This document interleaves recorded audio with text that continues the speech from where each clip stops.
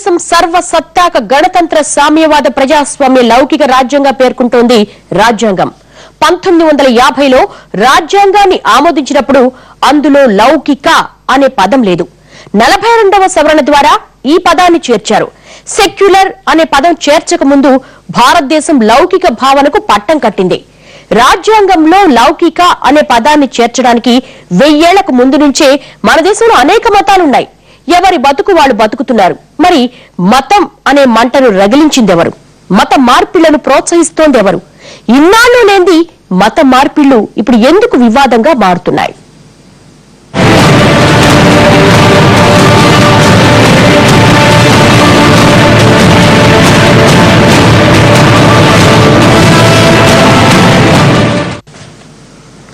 సార్వత్రిక ఎన్నికలు ముగిసి 6 నెలలు గడిచిన తర్వాత స్తబ్దుగా ఉన్న రాజకీయంలో ఒక్కసారిగా చైతన్యం తెచ్చింది ఆ ఘటన. అప్పటి వరకు ఒకరినొకరు తిట్టిపోసుకునే వాళ్లు ఉన్నట్టుండి ఏకతాటిపైకి వచ్చేశారు. ప్రభుత్వ హస్తం ఉందని ప్రధానమంత్రి క్షమాపణ చెప్పాలంటూ పార్లమెంట్ లోపల బయట వీరంగం సృష్టించారు. 4 రోజుల క్రితం ఆగ్రాలో జరిగిన మత మార్పిళ్ల వ్యవహారం రాజకీయ రంగు పులుముకుంది. దీన్ని మండించి అందులో ఓట్లు పండించుకోవాలని భావిస్తున్నాయి పార్టీలు. ఉత్తరప్రదేశ్లోని ఆగ్రా అంటే అందరికీ గుర్తొచ్చేది ప్రేమికుల చిహ్నమైన తాజ్మహల్. అయితే మత మార్పిళ్ల వ్యవహారంతో ఆగ్రా పట్టణం పత్రికలు ప్రసార సాధనాల పతాక శీర్షికలకెక్కింది. 4 రోజుల క్రితం ఆగ్రాలోని ఓ మురికివాడలో సంఘ్ పరివార్ అనుబంధ విభాగమైన ధర్మ జాగరణ్ సమన్వయ విభాగ్ చేపట్టిన చిన్న కార్యక్రమం తర్వాత 2 రోజుల పాటు పార్లమెంటు ఉభయ సభలను కుదిపేసింది. అసలు అక్కడ ఏం జరిగిందా అని అమెరికన్ విదేశీ వ్యవహారాల శాఖ ప్రత్యేకంగా ఆరా తీసేలా చేసింది. కుర్కోంకి ఘర్ వాపసీ పేరుతో ధర్మ జాగరణ్ సమన్వయ విభాగ్ బజరంగ్ దళ్ చేపట్టిన మత మార్పిడి కార్యక్రమం వివాదాస్పదంగా మారింది. जब से नरेंद्र मोदी जी प्रधानमंत्री बने हैं, आरएसएस से बहुत सक्रिय हो गया है और उनकी कोशिश यही है कि देश में तनावपूर्ण स्थिति बनाई जाए. जितना ज्यादा ध्रुवीकरण होगा उतना ज्यादा फायदा आरएसएस को होगा या बीजेपी को होगा. तो ये सब प्लान वे में हो रहा है और योजना के तहत हो रहा है और ये सिलसिला 5 साल तक चलेगा जब तक नरेंद्र मोदी इस देश के प्रधानमंत्री रहेंगे. ఆగ్రా సమీపంలోని మధురా నగర్ ప్రాంతంలో 57 కుటుంబాలకు చెందిన 200 మంది ముస్లింలను స్వగృహానికి రండి అనే కార్యక్రమం ద్వారా హిందూ మతంలోనికి మార్చినట్లు కార్యక్రమ నిర్వాహకులు ప్రకటించారు. వీళ్లకు త్వరలోనే కొత్త పేర్లు ఇస్తామని, ఇక్కడ గుడి కట్టిస్తామని రాష్ట్రీయ స్వయం సేవక్ సంఘ్ స్థానిక నాయకుడు రాజేశ్వర్ సింగ్ హామీ ఇచ్చారు కూడా.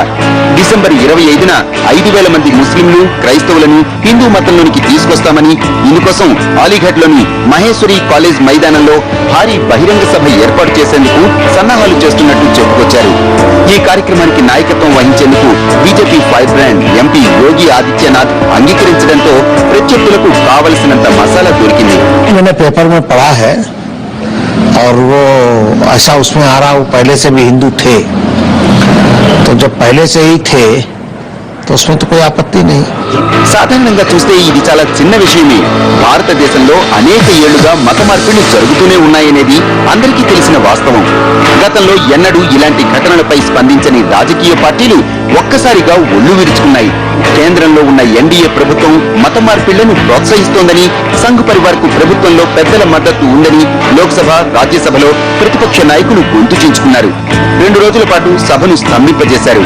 రాజ్యాంగ ఉల్లంఘన జరుగుతోందని, దీనిపై ప్రధానమంత్రి సమాధానం చెప్పాలని డిమాండ్ చేసింది కాంగ్రెస్. क्रिसमस के आगे इस तरीके की बातें जो हुई, गुमराह करके लोगों को गलत बातें बताकर उनको जो है धर्म परिवर्तन का जो ये करवाने की जो मांगी, इसकी पूरी की पूरी खंडन इस हाउस में होनी चाहिए और सरकार को यहाँ पे आकर जवाब देना होगा. प्रधानमंत्री साहब को ये निर्देश आप दे, चेयर में बैठ के आपको देना होगा कि प्रधानमंत्री आकर ये बात को स्पष्ट करें. పార్లమెంట్ లో ప్రతిపక్షాల ఆందోళనతో సంఘ్ పరివార్ కూడా ఈ వ్యవహారాన్ని సీరియస్ గా తీసుకుంది.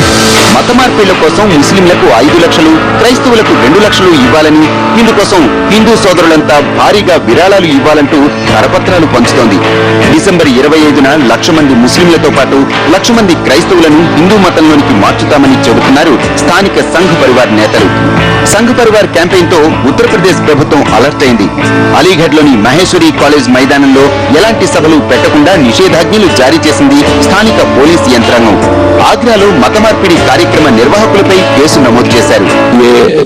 आरएसएस का संघ परिवार का ये एजेंडा है और वो इसी तरह की बात और इसी तरह का काम करेंगे जिससे देश में तनाव बढ़े, एक संप्रदाय का दूसरे संप्रदाय के प्रति सख्त संदेह पैदा हो, नफरत बढ़े. ఆగ్రాలో మత మార్పిళ్ల వ్యవహారంపై కేంద్రం, యూపీ సర్కార్ మధ్య మాటల తూటాలు పేలుతున్నాయి. సంఘ్ పరివార్ వెనుక బీజేపీ నేతలున్నారని సమాజ్వాదీ నాయకులు ఆరోపిస్తుంటే ఇదంతా రాష్ట్ర ప్రభుత్వం పరిధిలో వ్యవహారమని, తమకేమీ సంబంధం లేదని అంటోంది కేంద్రం. మత మార్పిళ్ల వ్యవహారానికి ఊహించిన దానికంటే ఎక్కువ ప్రచారం రావడంతో సంఘ్ పరివార్లోనూ జోష్ కనిపిస్తోంది. పోలీసులు ఎన్ని ఆంక్షలు పెట్టినా డిసెంబర్ 25న కార్యక్రమం నిర్వహించి తీరుతామని అంటున్నారు ధర్మజాగరణ సమితి నేతలు. ఘర్ వాపసీ కార్యక్రమం గురించి పశ్చిమ యూపీలోని పట్టణాల్లో ఇంటింటికి తిరిగి ప్రచారం చేస్తున్నారు. ఆగ్రాలో జరిగినటువంటి సంఘటన ఏదైతే ఉందో అది మత మార్పిడులకు తార్కాణమే కాదు. నిజంగా చెప్పాలంటే ఆ పునరాగమనం అనేటువంటిది ఏదైతే ఉందో అది స్వధర్మానికి వాళ్ళు ఇచ్చేశారు. ఇదివరకు అంటే అంటే ఎప్పుడో పూర్వకాలంలో వాళ్ళు మన ధర్మం నుంచి ఇంకో ధర్మానికి వెళ్ళినప్పుడు వాళ్ళు మళ్ళీ పాశ్చాత్తాపపడి మళ్ళీ మన ధర్మంలోకి మనం వెళ్ళాలి అనేటువంటి ఉద్దేశంతో వాళ్ళు వచ్చినటువంటి కార్యక్రమమే ఆ పునరాగమనము. మొత్తానికి ఈ వ్యవహారం అలీగఢ్ ప్రాంతంలో తీవ్ర ఉద్రిక్తతను సృష్టించింది. ఉత్తరప్రదేశ్ లో 2017లో అసెంబ్లీ ఎన్నికలు జరగనున్నాయి. ప్రస్తుతం యూపీలో అధికారంలో ఉన్న సమాజ్వాదీ ఇటీవల సార్వత్రిక ఎన్నికల్లో చావు దెబ్బతింది. మత మార్పిళ్ల వ్యవహారాన్ని సాకుగా చూపి బీజేపీని దోషిగా నిలబెట్టే వ్యూహంలో ఉన్నారు సమాజ్వాదీ నేతలు. సంఘ్ పరివార్ను కట్టడి చేస్తే రాష్ట్రంలో మైనారిటీ ఓటు బ్యాంక్ తమ వైపే ఉంటుందనేది ఆ పార్టీ ఆలోచన. మరోవైపు రామ మందిరం లాంటి అంశాన్ని తాత్కాలికంగానైనా పక్కన పెట్టిన సంఘ్ పరివార్ కు ఈ మత మార్పిళ్ల వ్యవహారం కోరని వరంగా లభించింది. సంఘ్ పరివార్ మొండి వైఖరి, అఖిలేష్ సర్కార్ అనుసరిస్తున్న విధానం ఎలాంటి పరిణామాలకు దారితీస్తుందో అనే ఆందోళనలో ఉంది స్థానిక ప్రజానీకం. షో బ్రేక్ తీసుకుందాం.